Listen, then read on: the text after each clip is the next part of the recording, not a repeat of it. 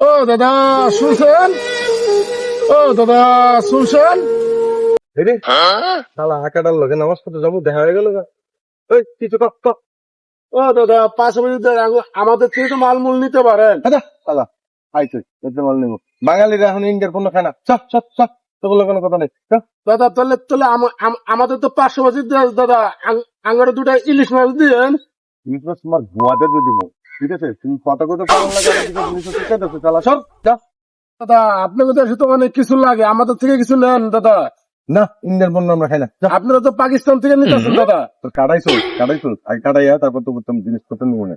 টাকাটা তুই তো আমরা নেই না। যা যা সব শালা তোর তো গাদ্দার। দাদা যদি না নেন দাদা আমাদের কটা ইলিশ মাছ দেন দাদা, পাশাপাশি দশ তো দাদা। ইলিশ মাছ তোমার, ঠিক আছে?